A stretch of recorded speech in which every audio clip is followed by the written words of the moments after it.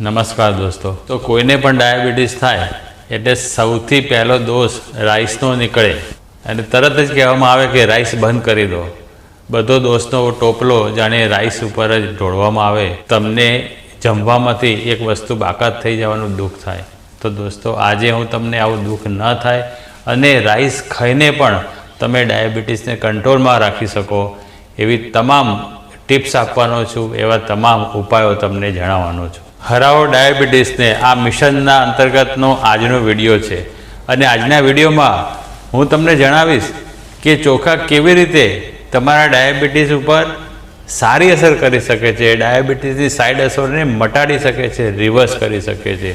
જ્યાં દોસ્તો તમને આશ્ચર્ય થયું ને કે બધા જ એક સાથે જ્યારે મંડી પડ્યા હોય કે રાઈસ છોડી દો, રાઈસ છોડી દો, ત્યારે રાઈસ આપણને ડાયાબિટીસમાં કેવી રીતે ફાયદો કરતો હશે, તો ચાલો આપણે જાણીએ। ગઈકાલે જ એક ભાઈ મને મળ્યા અને એમની મધરને ડાયાબિટીસ છે અને એમને કોઈએ જેને પણ બતાવ્યું હશે એમને રાઈસ અને રોટલી છોડી દેવાનું કહ્યું હતું। તો દોસ્તો, મેં એમને જે ટિપ્સ આપી, મેં એમને જે નોલેજ આપ્યું એ જ નોલેજ હું આજે તમારા માટે લઈને આવ્યો છું। રોટલી કેવી રીતે ડાયાબિટીસમાં ખાવી એનો વિડીયો આ વિડીયોની આગળ જ આપણે રજૂ કરેલો છે। એ ભાઈને મેં એ વિડીયો ફોરવર્ડ કરી દીધો અને આજનો વિડીયો એ ભાઈ જોડે જે રૂબરૂ વાતચીત મેં કરી એ જ વાતચીત આજે હું તમારી પાસે કરવાનો છું। આખા વિશ્વમાં સૌથી અગત્યનો કોઈ પાક હોય, બધાનો મુખ્ય ખોરાક હોય તો એ રાઈસ છે। આપણા ભારતમાં તો, આપણી ભારતીય સંસ્કૃતિમાં તો રાઈસને ફક્ત ખોરાક નહીં પણ એક પૂજનીય વસ્તુ તરીકે લેવામાં આવે છે। આપણે કોઈને પણ ચાંદલો પણ કરીએ તો પછી થોડા રાઈસ ઉપર આપણે લગાવીએ છીએ, તો એક શુભ સંકેત છે। અને આ શુભ સંકેત, હિન્દુ સંસ્કૃતિનું આ શુભ સંકેત, એનો આપણે ત્યાગ કેવી રીતે કરી શકીએ? તો આપણે સમજીએ કે આપણે રાઈસ ખાઈએ ત્યારે આપણને સુગર સ્પાઇક કેમ આવે છે। તો દોસ્તો, જે આપણે ઘઉંમાં સમજાયું હતું એ જ છે। રાઈસ કુદરતે બનાવ્યા ત્યારે રાઈસની આજુબાજુ એક પડ આપેલું હતું, એ પડ આપણને રાઈસનું શુગર ન વધે એવા તમામ ફાઇબર અને બધા જ પોષક તત્વો, વિટામિન્સના મિનરલ્સ ધરાવતું હતું। પરંતુ આપણે શું ખાવાનું ચાલુ કર્યું? પોલિશવાળા રાઈસ ખાવાનું ચાલુ કર્યું। આધુનિક મશીનરીઓ શોધાઈએ પછી મિલો આવી અને મિલોમાં આપણે બાસમતી રાઈસને છોલી નાખ્યા, 3 બાર 2 બાર એવું કર્યું। એટલે શું થયું? વચ્ચેનો કાર્બોહાઈડ્રેટ્સવાળો ભાગ વધ્યો અને આ વચ્ચેનો કાર્બોહાઈડ્રેટ્સવાળો ભાગ કુદરતે બીજ જમીનમાંથી તરત અંકુરિત થાય અને ફાસ્ટ એને તાકાત મળે એના માટે રાખેલો હોય છે। અને ફક્ત આજે આપણે જે ખાઈએ છીએ એ આ ભાગ ખાઈએ છીએ કાર્બોહાઈડ્રેટ્સવાળો, પરંતુ જે આજુબાજુ લેયર હતું એ આપણે છોલી નાખ્યું અને એમાં જ બધા પોષક તત્વો અને તમારું શુગર ન વધે એના માટે કુદરતે વ્યવસ્થા કરીને આપેલી હતી। દોસ્તો, ચોખાની અંદર જો આપણે છોલ્યા વગરના ચોખા ખાઈએ તો એની અંદર વિટામિન બી કોમ્પ્લેક્સ, મેગ્નેશિયમ, આવા બધા અગત્યના તત્વો રહેલા છે। અને જ્યારે આ તત્વો તમે લેશો તમારા ભોજનમાં તો તમારી ઇન્સ્યુલિન સેન્સિટિવિટી વધવાની છે અને તમારી ડાયાબિટીસની સાઈડ અસરો ઓછી થવાની છે। આયુર્વેદિક દૃષ્ટિકોણથી પણ ચોખાનું મહત્ત્વ છે। ચોખા પિત્તને શાંત કરે છે અને તમને જે એસિડિટી હોય, પેટમાં ગરબડ હોય, એના માટે ચોખા એક ઉત્તમ આહાર હોય છે। આ જ આયુર્વેદિક સિદ્ધાંતનું આપણે આધુનિક રીતે જોઈએ તો જ્યારે પિત્ત શબ્દ છે એ લગભગ તમારા જે આપણે આધુનિક ભાષામાં ઇન્ફ્લેમેશન કહીએ છીએ એને મળતો આવે છે। એટલે ભાત તમારા ઇન્ફ્લેમેશનનું ઓછું કરે અને ઇન્ફ્લેમેશન જ્યારે ઓછું થાય ત્યારે તમારે ડાયાબિટીસની સાઈડ અસરો ઓછી થાય। પેન્ક્રિયાસ સારું કામ કરે, કોષ સારી રીતે શુગરને એબ્સોર્બ કરી લે, એટલે આ બધા જ ફાયદા તમને થઈ શકે છે। ચાલો હું તમને 6 ઉપાયો બતાવું। આ 6 ઉપાયો તમે ડાયાબિટીસ હોય તો પણ ચોખા ખાઈને ચોખાથી ડાયાબિટીસની સાઈડ અસરોને રિવર્સ કરી શકશો। સૌથી પહેલો ઉપાય, તમે પોલિશ કરેલા ચોખા બંધ કરી દો। એની જગ્યાએ અનપોલિશ ચોખા, અને એની અંદર વેરાયટી આવે છે, brown rice, black rice, red rice, આ બધી વેરાયટી તમે તમારા ઘરમાં રાખો અને દરરોજ જુદી જુદી વેરાયટી બનાવો અને તમને ડાયાબિટીસની અંદર વેરાયટી ખાવાનો મોકો મળે છે, એનો લાભ લઈ લો। આવું કરવાથી મેં જે આગળ તમને જણાવ્યું કે આપણે બધું fibre, magnesium, vitamin B complex આ બધું છોલી કાઢીએ છીએ, એ બધું જ તમને મળતું થઈ જશે અને તમારું ડાયાબિટીસ રિવર્સ થવાનું શરૂ થશે.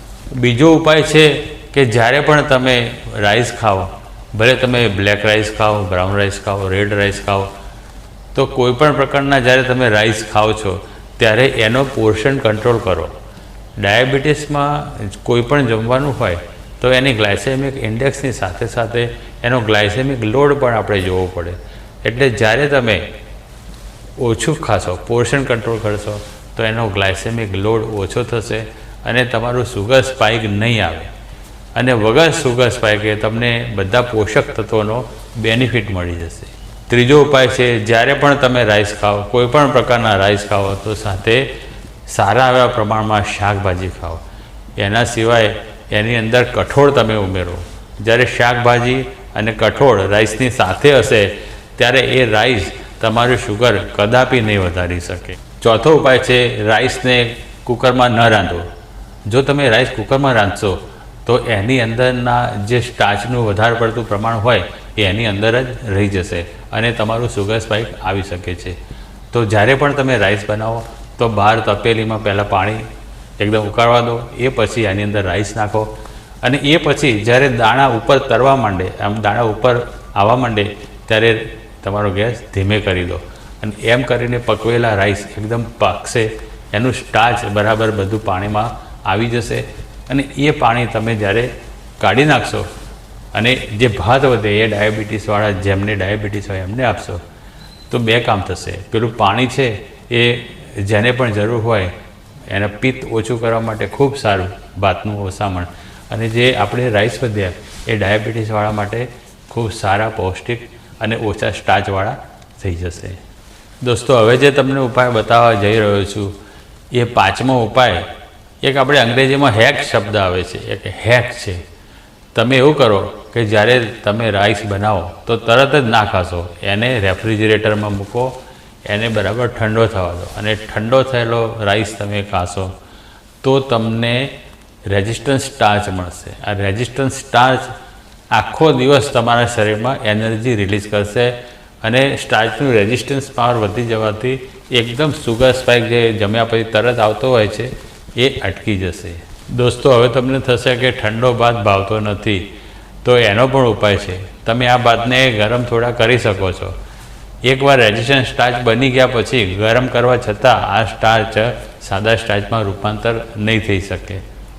સાથે સાથે જ્યારે તમે ભાતની સાથે ગરમ કઠોળ અને ગરમ શાકભાજીનું મિશ્રણ કરશો એટલે ઓટોમેટિક આ ભાત ગરમ આમે થઈ જવાના હોય છે. અને છઠ્ઠો ઉપાય, આ ઉપાય કરતાં ચેતવણી વધારે છે કે જ્યારે પણ તમે રાઈસ ખાઓ તો કદાપી એકલા ના ખાઓ. આપણે આગળ વાત કરી એ જ રીતે રાઈસની અંદર શાકભાજી, કઠોળ આ બધાની સાથે રાઈસ ખાઓ. અને મેં તમને આગળ 6 ઉપાયોની વાત કરી હતી, પરંતુ તમે આટલે સુધી જોયું છે તો એક બોનસ એવી ટીપ આપી દઉં કે જ્યારે પણ તમે રાઈસની પસંદગી કરો બજારમાંથી તો જૂના રાઈસ કરો. તમે જેટલા નવા રાઈસ લેશો તો નવો રાઈસ તમારા શુગરને ઝડપથી વધારી દેશે. આજના વિડીયોમાં આટલું જ. જો તમને વિડીયો પસંદ આવ્યો હોય તો લાઈક કરવાનું ભૂલાય નહીં અને સાથે સાથે વિડીયોને હાઈપ કરવાનું ભૂલાય નહીં. એક સરસ મજાની કોમેન્ટ કરજો કે તમને વિડીયો કેવો લાગ્યો. સાથે સાથે આ વિડીયોને તમારા મિત્રો, સગા સંબંધીઓમાં શેર કરજો, જેથી એક ખૂબ જ મોટો ભ્રમ તૂટે અને આ ભ્રમ તોડવાનું એક સમાજ સેવા થાય અને એક શુભ કાર્ય થાય. અને હા, ચેનલને સબસ્ક્રાઈબ ન કરેલી હોય તો અત્યારે જ કરી દેજો. ધન્યવાદ. જય હિન્દ. જય જય ગરવી ગુજરાત.